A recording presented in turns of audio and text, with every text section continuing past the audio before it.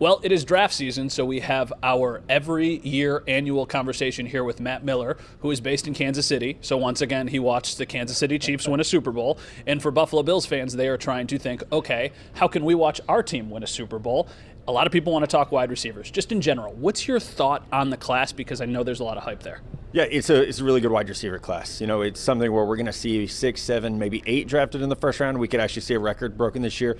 But it is elite because of those players at the top. Marvin Harrison Jr. is obviously elite. Sorry, Bills fans, he's not going to be there. Malik Neighbors from LSU, similar situation. Roma Dunze from Washington. But it's that fourth guy, Brian Thomas Jr. from LSU. He might have been the number one receiver off the board last year. And we're going to get into more players this year, you know, whether it's Adonai Mitchell and Xavier Worthy from Texas, whether it's Keon Coleman from FSU, Ladd McConkey from Georgia.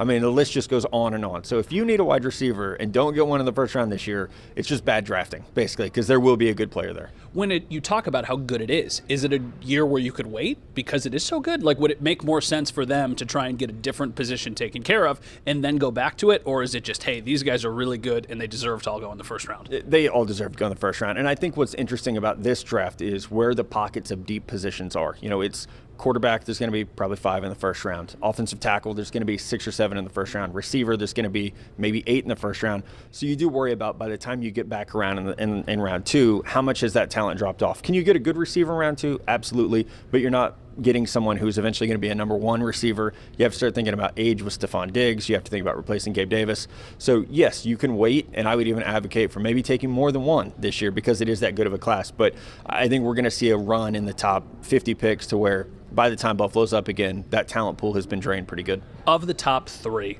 those, unless the Bills do something ridiculous, they're not touching them.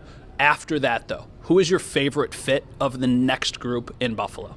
Yeah, man, I would love Brian Thomas Jr. there. I mean, coming out of LSU, 6'4", you see the basketball background with how he tracks the ball down the field. He had 17 touchdowns this year.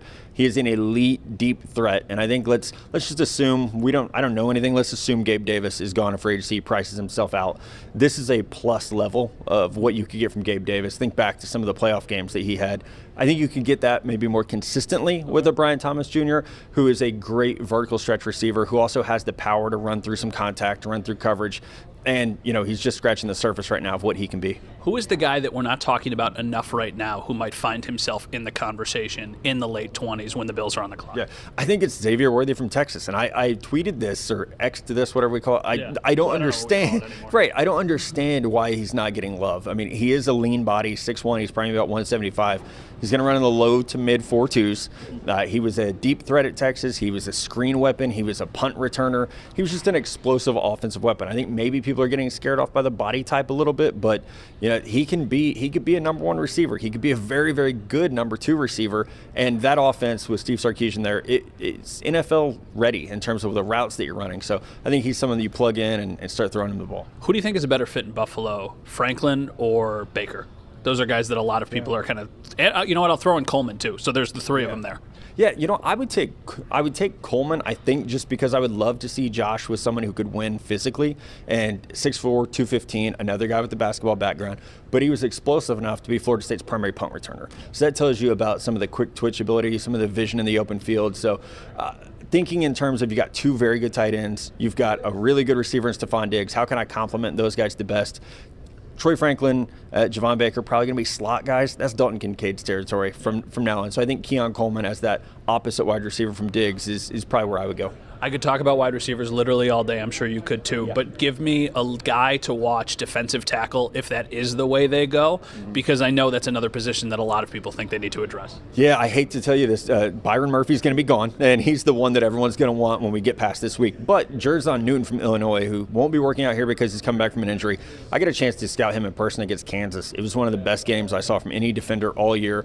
6'1", 300 pounds, but it's going to be that first step quickness, a lot like Ed Oliver. You know, he's going to dominate with that athleticism, but he is a relentless pass rusher. He wins so many times just on effort and motor alone, and they played him all over the defensive line there. So if they do go D-tackle early, he's the guy. And last one for me, how's the safety class? Because for so long we have not needed to think about a safety. We might now with questions about Micah Hyde and Jordan Poyer. What does the safety class look like? It's thin. It really is. I don't know that we'll see a safety drafted in the top 50. Maybe one in the top 64. That would be Tyler Nubin from Minnesota.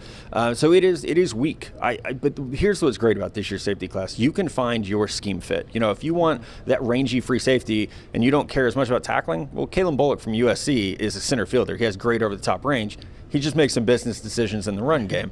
There are guys like Tyler Nubin, Cameron Kitchens, who are a little bit more physical and both, ball hawks. The last 2 years, Kitchens had 11 picks, Nubin as well. So there are good safeties who are maybe a step slow, maybe a step small, or maybe not big-time tacklers who they're going to still play in the NFL. They're just not going to be premium round one picks. That is Matt Miller. You will hear him and see him a lot over the next 2 months. He's going to be a busy man. Thank you for your time.